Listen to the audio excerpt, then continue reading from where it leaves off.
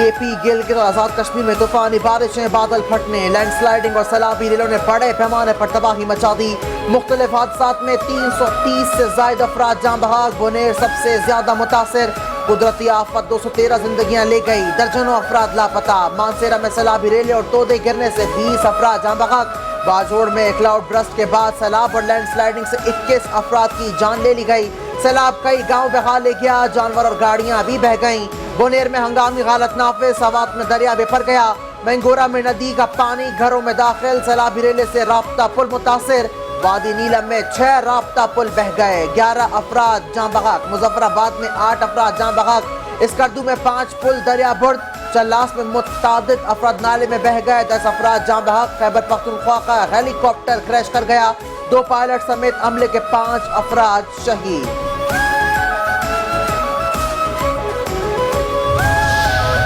وزیر اعلیٰ خیبر پختونخوا علی امین گنڈپور کے اعلان پر ایک روزہ سوگ، صوبے بھر میں قومی پرچم سرنگو۔ بارشوں اور فلڈ کے باعث متاثر اضلاع کے لیے 50 کروڑ روپے کے فنڈ جاری کر دیے گئے۔ این ڈی ایم اے کی رپورٹ کے مطابق بونیر کو 15 کروڑ، باجوڑ، بٹگرام اور مانسیرا کو 10 کروڑ اور سوات کو 5 کروڑ روپے جاری کیے جائیں گے۔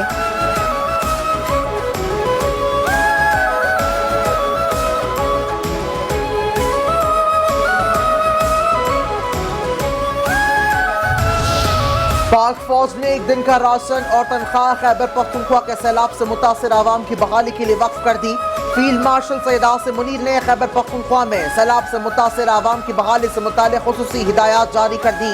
سیکیورٹی ذرائع کے مطابق خیبر پختونخوا میں تعینات فوج سیلاب سے متاثر عوام کی بحالی میں بھرپور مدد کرے گی۔ پاک فوج مشکل کی ہر گھڑی میں خیبر پختونخوا کے بہادر عوام کے ساتھ کھڑی ہے۔ خیبر پختونخوا میں سیلاب متاثرین کی امداد کے لیے اضافی فوجی دستے بھی بھیجے جا رہے ہیں۔ آرمی کی خصوصی urban search and rescue team بھی تعینات کر دی گئی۔ پاک فوج کے ہیلی کاپٹر اور آرمی ایویشن پہلے سے ہی متاثرہ عوام کی بحالی کے لیے تعینات ہیں۔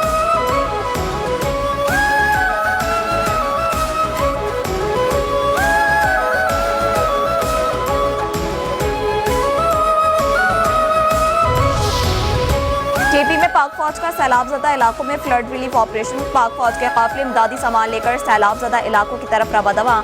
پاک فوج مشکل کی اس گھڑی میں پختون عوام کے ساتھ کھڑی ہے۔ پاک فوج کی امدادی کارروائیاں سیلاب زدہ علاقوں میں بحالی نظام تک جاری رہیں گی۔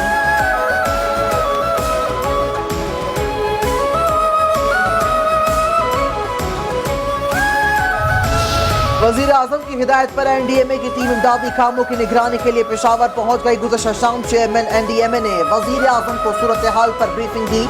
این ڈی ایم اے تمام متعلقہ اور سول اور عسکری اداروں کے ساتھ مکمل رابطے میں ہے۔ امدادی کارروائیوں کی ہمہ وقت نگرانی جاری ہے۔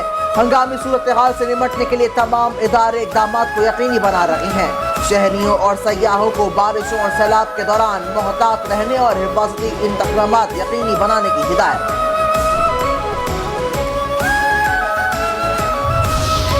کے پی میں کلاؤڈ برسٹ اور سیلاب سے نقصانات کی رپورٹ جاری۔ پی ڈی ایم اے کے مطابق کے پی میں 48 گھنٹوں کے دوران 307 افراد جاں بحق ہوئے۔ مجموعی طور پر 74 گھروں کو نقصان پہنچا، 63 گھروں کو جزوی نقصان، 11 گھر مکمل طور پر تباہ ہوئے۔ بونیر سب سے زیادہ متاثر ہوا، 184 افراد جاں بحق ہوئے۔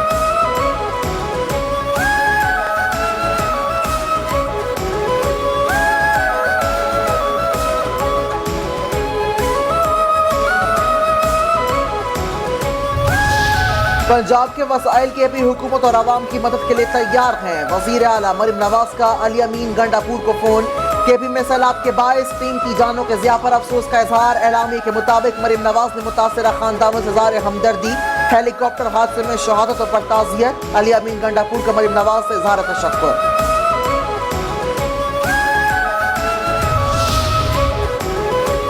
سندھ حکومت غم کی گھڑی میں سیلاب متاثرین کے ساتھ ہے۔ وزیر اعلیٰ مراد علی شاہ کا علی امین گنڈاپور کو ٹیلی فون۔ قیمتی انسانی جانوں کے نقصان پر رنج و غم کا اظہار۔ ہیلی کاپٹر حادثے میں 5 افراد کی شہادت پر اظہار افسوس۔ کہا شہید اہلکار عوام کی خدمت کے مشن پر تھے، عوامی خدمت میں جان دینے والے ہمارے ہیرو ہیں۔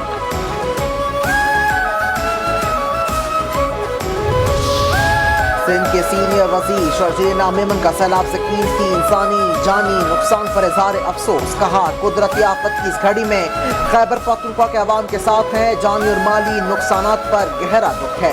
مشکل گھڑی میں پاکستان پیپلز پارٹی خیبر پختونخوا کے عوام کے ساتھ کھڑی ہے اور ان کی غیر مشروط مدد کے لیے ہر وقت تیار ہیں۔ سندھ حکومت اپنے خیبر پختونخوا کے بھائیوں کی مدد کے لیے ہر وقت حاضر ہے، ضرورت پڑنے پر ہر ممکن تعاون فراہم کیا جائے گا۔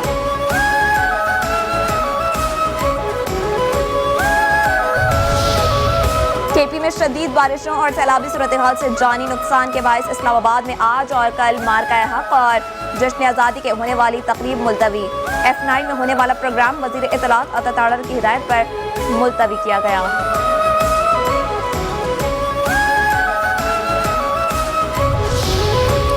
ایسا نہیں ہے فوج کسی علاقے کو خالی کروائے، آپریشن کرے، جب فوج واپس جائے گی تو دہشت گرد پھر آ جائیں گے۔ ایک شخص کی دہشت گردی کی سزا پورے علاقے یا پورے گاؤں کو نہیں دی جا سکتی۔ دہشت گردی کے خلاف عوام کو خود کھڑا ہونا ہے اور کھڑے ہو رہے ہیں۔ DGISPR کے طلباء کے ساتھ خصوصی نشست، پاکستان بالخصوص بلوچستان کے حوالے سے سیر حاصل گفتگو۔ DGISPR نے بلوچستان سے تعلق رکھنے والے طالب علموں کے سوالات کے مفصل جواب بھی دیے۔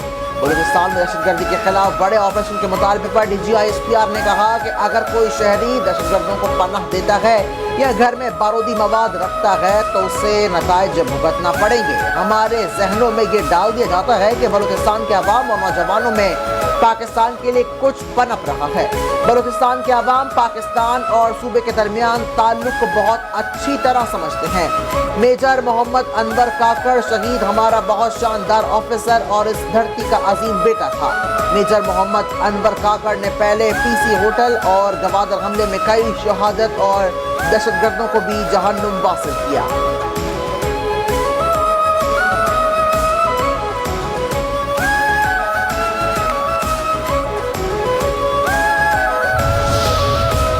چین میں پاک بحریہ کی تیسری ہنگر کلاس آبدوز PNSM مینگرو کی لانچنگ تقریب۔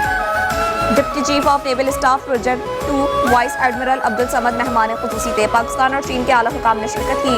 وائس ایڈمرل عبدالصمد نے اس بات پر زور دیا کہ پاک بحریہ محفوظ اور مشترکہ ماحول کو فروغ دیتے ہوئے قومی مفادات کے تحفظ کے لیے پرعزم ہے۔ ہنگر کلاس آبدوزیں خطے میں طاقت کا توازن اور امن استحکام کو برقرار رکھنے میں اہم کردار ادا کریں گے۔ یہ پروجیکٹ یقینی طور پر پاک چین دوستی میں ایک نئی جہت کا اضافہ کرے گا۔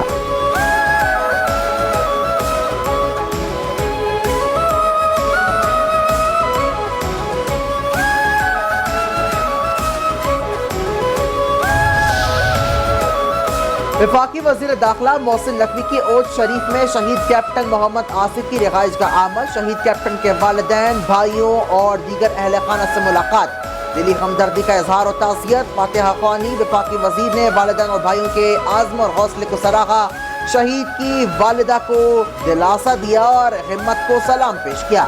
شہید کے 10 ماہ کے بیٹے محمد ارسلان سے شفقت کا اظہار۔ محسن نقوی نے کہا شہید کیپٹن محمد آصف جمع مردی کی لازوال مثال ہے۔ کیپٹن نے فتنہ ہندوستان کے دہشت گردوں کے خلاف بہادری سے لڑتے ہوئے جام شہادت نوش کیا۔ شہداء کے خاندانوں کا خیال رکھنا ہماری قومی ذمہ داری ہے۔ پاکستان کے مختلف دریاؤں میں سیلابی صورتحال سنگین رخ اختیار کرنے لگی۔ دریا ستلج اور جنا بیراج پر پانی کی سطح میں مسلسل اضافہ، انتظامیہ ہائی الرٹ۔ ہری پور میں تربیلا ڈیم میں سیلابی ریلا داخل، دریا سندھ میں درمیانے درجے کا سیلاب۔ تربیلا T5 پروجیکٹ پر کام بند، شہریوں کو ندی نالوں اور دریاؤں کے قریب جانے سے گریز کی ہدایت۔ قصور میں دریا ستلج کے کنارے والے گاؤں کا حفاظتی بند مختلف مقامات سے ٹوٹ گیا۔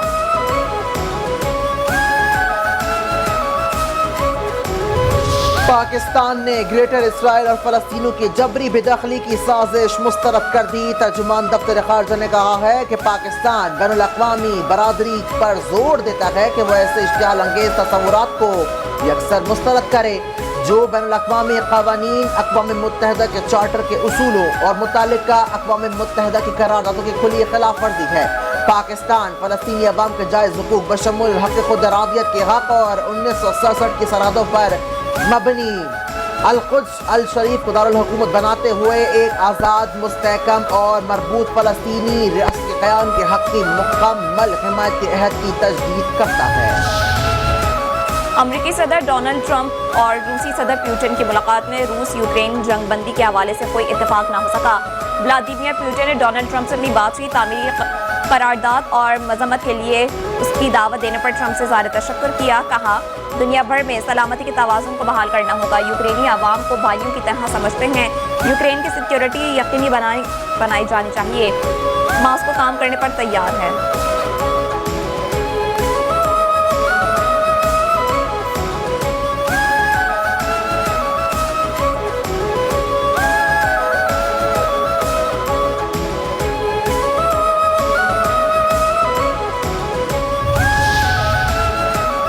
روسی صدر ولادیمیر پوٹن کے ساتھ سب سے اہم نقطے پر اتفاق نہ ہو سکا۔ امریکی صدر ٹرمپ کہتے ہیں کہ سب سے پہلے یوکرینی صدر زیلنسکی کو ٹیلی فون کریں گے اور نیٹو رہنماؤں سے بھی بات کریں گے۔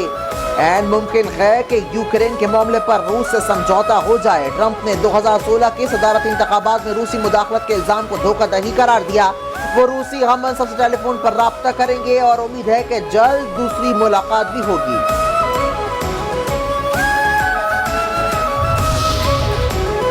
وزیراعظم شہباز شریف کی زیر صدارت جناح میڈیکل کمپلیکس اور ریسرچ سینٹر پر جائزہ اجلاس۔ وزیراعظم کی جناح میڈیکل کمپلیکس کی ڈیجیٹلائزیشن اور مصنوعی ذہانت کے اطلاق کی ہدایت۔ اجلاس میں چینی کمپنی کی جانب سے تیار کردہ کمپلیکس کا کانسیپٹ ڈیزائن پیش کیا گیا۔ وزیر اعظم نے کہا چینی کمپنی کا پاکستان کے اسپتال کے لیے عالمی معیار کا ڈیزائن بغیر کسی معاوضے کے بنانا پاک چین دوستی اور عوامی روابط کی مضبوطی کا وہ بولتا ثبوت ہے۔ نائب وزیر اعظم اور وزیر خارجہ سینیٹر محمد اسحاق ڈار 17 سے 19 اگست تک برطانیہ کا سرکاری دورہ کریں گے۔ ترجمان دفتر خارجہ کے مطابق دورے کے دوران لندن میں اعلیٰ سطح کی ملاقاتیں کریں گے۔ وزیر خارجہ اور نائب وزیر اعظم کامن ویلتھ سیکرٹری جنرل کے ساتھ ناشتہ بھی کریں گے۔ Senator Muhammad Ishaq Dar Pakistani high commission London میں پنجاب لینڈ ریکارڈ اتھارٹی کے ایک منصوبے کا بھی افتتاح کریں گے۔ یہ پائلٹ منصوبہ بیرون ملک پاکستانیوں کو پاکستان میں زمین کے دستاویزی مسائل حل کرنے میں مدد فراہم کرے گا۔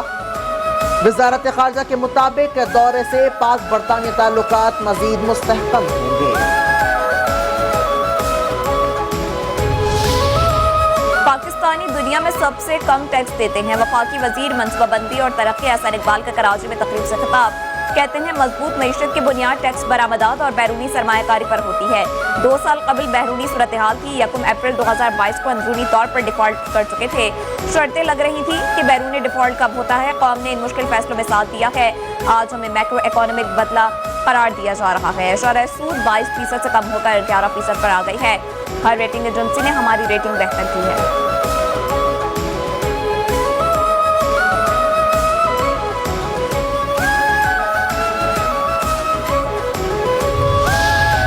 نظام انصاف میں جدت لانے کے لیے مصنوعی ذہانت کو استعمال کیا جائے۔ سپریم کورٹ آف پاکستان نے 18 جولائی کی عدالتی کارروائی کا 4 صفحات پر مشتمل تحریری فیصلہ 28 دن بعد سپریم کورٹ کی ویب سائٹ پر جاری کر دیا۔ فیصلے میں کہا گیا ہے کہ انصاف میں تاخیر محض انصاف سے انکار نہیں بلکہ اکثر اوقات انصاف کے خاتمے کے مترادف ہوتی ہے۔ انصاف کی فراہمی میں تاخیر عوام کے عدلیہ پر اعتماد کو مجروح کرتی ہے، قانون کی حکمرانی کو کمزور کرتی ہے، کمزور اور پسماندہ طبقات کو نقصان پہنچاتی ہے جو طویل عدالتی کارروائی کا خرچ برداشت نہیں کر سکتی۔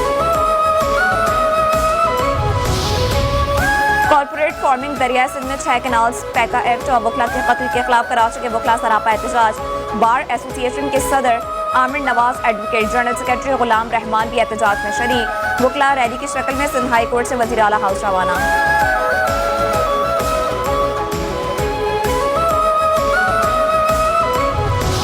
کراچی کے علاقے نیو امیجنا روڈ اسلامیہ کالج سے قریب نیجس کی کارروائی، شہریوں کے غم میں ملوث گروہ بے نقاب خاتون سمیت 4 ملزمان گرفتار، 15 مغوی راشد بنیدی کو بازیاب کروا لیا۔ ترجمان کے مطابق مغوی بچے کو ملزمان نے خود کو پولیس اہلکار ظاہر کر کے اغوا کیا۔ اسلحہ اور پولیس یونیفارم برآمد، کار سے ہتھ کڑی، وارننگ لائٹ اور ٹنٹڈ گلاسز بھی ملے ہیں۔ اغوا کی واردات میں گینگ کے مزید 3 کارندے ملوث ہیں۔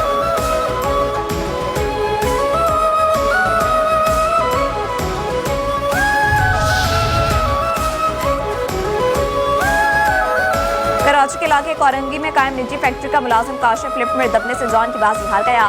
فیکٹری انتظامیہ کی طرف سے واقعے کو دبانے کی کوشش، حادثے کی فوٹیج 5 نیوز نے حاصل کر لی۔ جاں بحق ہونے والا ملازم مالکان کے لیے چائے لینے جا رہا تھا۔ پیٹرول کی موجودہ قیمت 264 روپے 61 پیسے فی لیٹر برقرار، ڈیزل کی قیمت میں 12 روپے 84 پیسے فی لیٹر کمی۔ حکومت نے پیٹرولیہ مصنوعات کی نئی قیمتوں کا اعلان کر دیا، مٹی کے تیل کی قیمت میں 7 روپے 19 پیسے فی لیٹر کمی، لائٹ ڈیزل 8 روپے 20 پیسے فی لیٹر سستا کر دیا گیا۔ کراچی کے نیا ناظم آباد میں مارکہ حق آزادی اسپورٹ فیسٹیول کے مقابلے دامیہ خان نے اسکاؤٹ ٹورنامنٹ جیت لیا ہے۔ سونے مقابلوں میں 200 سے زائد سوئمرز شریک۔